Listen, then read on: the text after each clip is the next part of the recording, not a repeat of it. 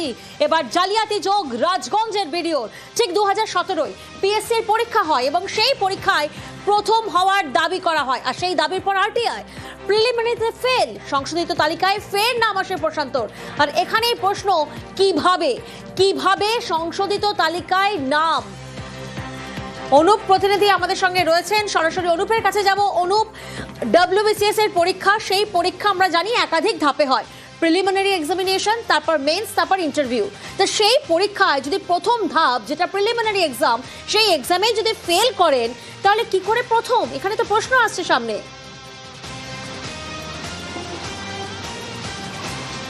তো এখানে কিন্তু একাধিক প্রশ্ন উঠছে, তার কারণ আরটিআই উত্তরে একেবারে জালিয়াতি একেবারে প্রকাশ্যে উঠে আসছে। তার কারণ 2017 সালের ডব্লিউবিসিএস যে এক্সিকিউটিভ পরীক্ষার সফলদের তালিকা পাবলিক সার্ভিস কমিশনের তালিকা দেওয়া হয়, সেখানে থেকে 2017 সালের 13 এপ্রিল ওয়েবসাইটে প্রকাশ করা হচ্ছে প্রশান্ত বর্মনের রোল নাম্বার, যেখানে 1700353 সফলদের তালিকায় কিন্তু একেবারে ছিল না, কিন্তু রোল নাম্বার দেখা যাচ্ছে 1700333। পরে দেখা যাচ্ছে রোল নাম্বার ছিল সেটি 1700375।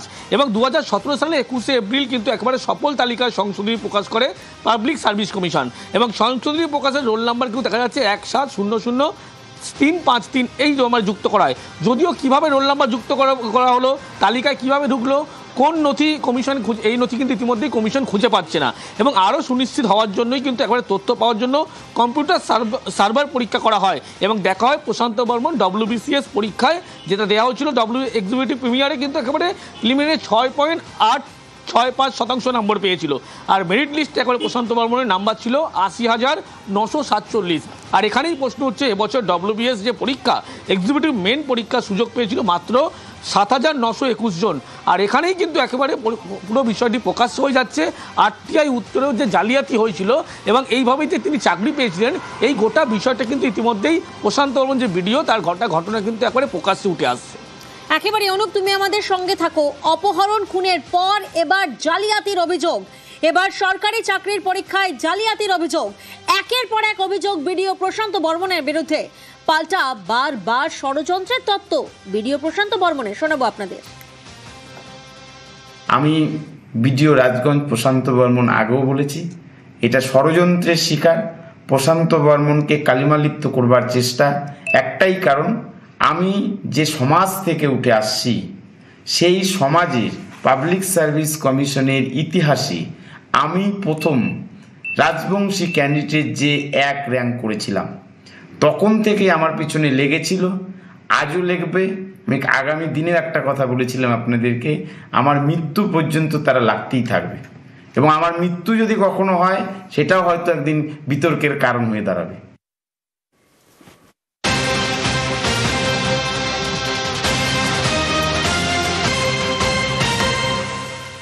সোনা ব্যবসায়ী খুনের জেরায় এবার বিস্ফোরক দাবি ধৃতদের।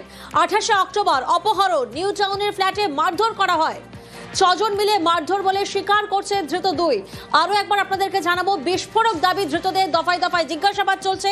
অনুপ এই মুহূর্তে আমাদের সঙ্গে রয়েছেন। অনুপ, যে 2 জনকে গ্রেফতার করা হয়েছে তাদের দফায় দফায় জিজ্ঞাসাবাদ চলছে, এই জিজ্ঞাসাবাদে ঠিক কি কি চাঞ্চল্যকর তথ্য সামনে আসছে?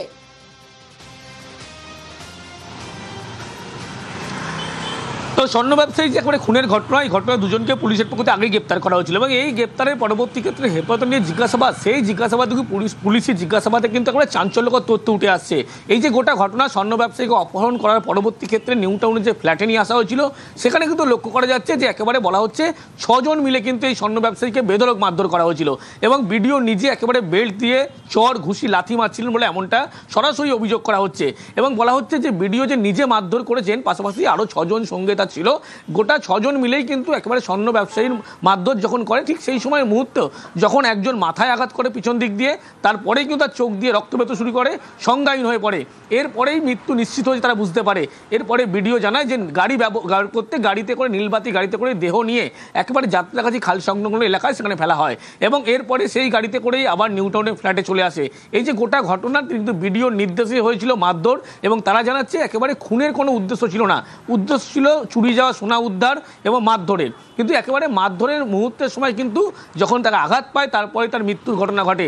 এই যে গোটা ঘটনার পরে ভিডিও জানিয়েছিল কোনো কিছু হবে না, তিনি গোটা বিষয়টি দেখে নেবেন, কিন্তু শেষমেশ দেখা যায় ভিডিও এবং তার যে বন্ধু যিনি গ্রেপ্তার হয়েছেন তুফান থাপা, তারা কিন্তু দুজনেই পরের দিন 29 তারিখ সন্ধ্যা 6:10 বিমান, সেই বিমানে করে কিন্তু একেবারে পৌঁছে যান এখান থেকে, অর্থাৎ নিউ টাউন যে ফ্ল্যাট, সেই ফ্ল্যাট থেকে ক্যাব ব্যবহার করেন এবং তারপরে এয়ারপোর্টে পৌঁছন। নিজের যে গাড়ি নীলবাতি গাড়ি, সেক্ষেত্রে সেই গাড়ি আর ব্যবহার করেন না। এই গোটা যে ঘটনা, সেই ঘটনার যে ষড়যন্ত্র যেভাবে মারধর করা হয়েছিল, গোটা পরিকল্পনা কিন্তু ভিডিও করেছিল একেবারে যারা জিজ্ঞাসাবাদে গ্রেপ্তার হওয়া ব্যক্তি, তার যে অভিযুক্ত, তারা জিজ্ঞাসাবাদে স্পষ্ট করছে। এবং এই ঘটনায় 6 জন মিলে যে মারধর করা হয়েছিল, সেই মারধরের মুহূর্তে সবথেকে বেশি মারধর করেছিলেন ভিডিও প্রশান্ত বর্মন, বেল্ট দিয়ে নিজের মারধর করেছিলেন, মাথায় আঘাত করার মতো ঘটনা ঘটেছিলেন, তারপরেই কিন্তু এই ব্যবসায়ীর মৃত্যুর ঘটনা ঘটেছিল, এমনটাই জিজ্ঞাসাবাদে এই তথ্যগুলো উঠে আসছে। একেবারেই বিপদ বুঝে চিনতে অস্বীকার, 2 ঘনিষ্ঠের গ্রেফতারি নিয়ে মুখে কুলুপ ভিডিওর অনেকের সঙ্গেই ঘনিষ্ঠতা থাকে বলে তিনি দাবি করছেন। সোনা ব্যবসায়ী খুনে এখনো অধরা অভিযুক্ত ভিডিও।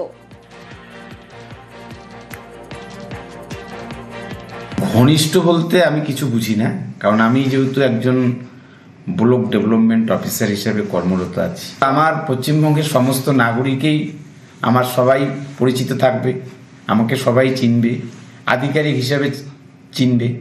যে আমি আগেও বলেছি, এটা ষড়যন্ত্র চলছে, চক্রান্ত চলছে, ষড়যন্ত্রকারীরা বেশি দূর আর দৌড়াতে পারবে না, কারণ ষড়যন্ত্রকারীদের পরাস্ত হবেই, কারণ বিচার বিভাগ আছে, কখনোই পারবে না কালিমালিপ্ত করার।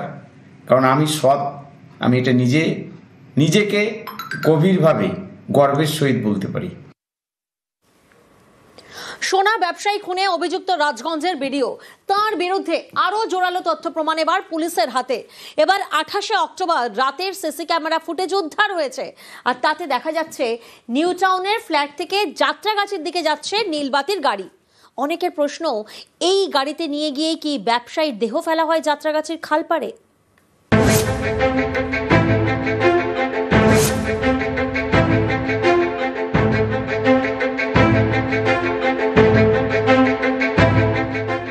28 অক্টোবর রাত 8:35 নিউ টাউনের যাত্রাগাছির রাস্তায় নীলবাতির গাড়ি। সিসি ক্যামেরার এই ফুটেজই এখন পুলিশের হাতে। 30 অক্টোবর রাতেই যাত্রাগাছির খালপাড় থেকে উদ্ধার হয় সোনা ব্যবসায়ী স্বপন কামিল্লার ক্ষতবিক্ষত দেহ। স্বপন কামিল্লা বাড়ি পশ্চিম মেদিনীপুরের দাঁতনে, সল্টলেকের দত্তাবাদে সোনার দোকান।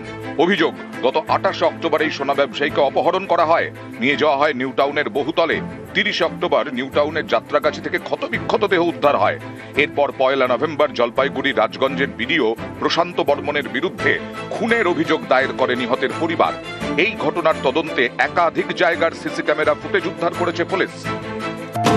তাতে দেখা গেছে 28 তারিখ রাতে নিউ টাউনের ফ্ল্যাট থেকে বেরোচ্ছে নীলবাতি লাগানো গাড়ি।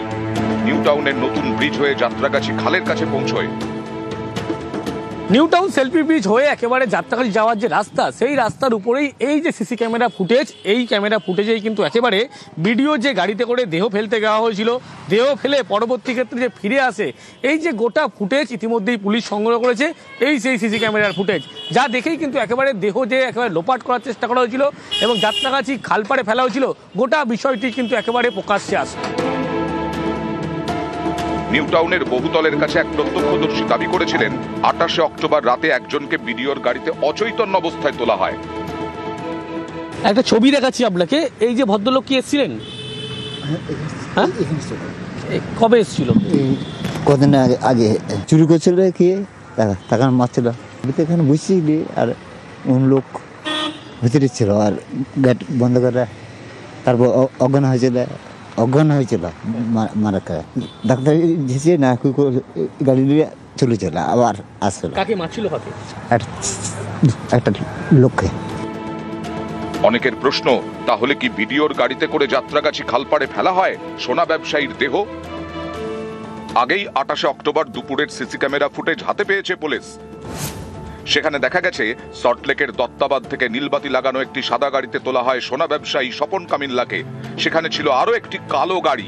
দুটি গাড়ি পৌঁছয় নিউ টাউনের বহুতলের সামনে। সাদা গাড়ি থেকে নামানো হয় সোনা ব্যবসায়ীকে। অভিযোগ, কলার ধরে তাকে বহুতলের ভেতর নিয়ে গিয়ে মারধর করা হয়। সেই সময় কালো গাড়ি থেকে নামেন বেশ কয়েকজন, তারাও ভেতরে ঢুকে যান। সিসি ক্যামেরার ফুটেজে আরো দেখা গেছে বহুতলের সামনে থামে 3টি বাইক। বাইকে যারা ছিলেন তাঁরাও বহুতলের ভেতরে ঢোকেন। জানা গেছে 20 অক্টোবর এবং 29 অক্টোবরের বিমানবন্দরের সিসি ক্যামেরা ফুটেজেও হাতে পেয়েছে পুলিশ। সেখানে দেখা গেছে রাজগঞ্জের বিডিও প্রশান্ত বর্মনকে। ফলে বিডিওর বিরুদ্ধে জোরালো তথ্য প্রমাণ পুলিশের হাতে। সোনা ব্যবসায়ী খুনের ঘটনায় চুরিতে অভিযুক্ত অশোক কর এবং 3 জন প্রত্যক্ষদর্শীকে জিজ্ঞাসাবাদ করেছে পুলিশ। দত্তাবাদ এলাকার বেশ কয়েকজনকেও জিজ্ঞাসাবাদ করা হয়েছে। এই ঘটনায় জড়িত সন্দেহে 3 জনকে চিহ্নিত করেছে পুলিশ। ক্যামেরায় নলিন কুমারের সঙ্গে অনুপ চক্রবর্তী, নিউজ 18 বাংলা।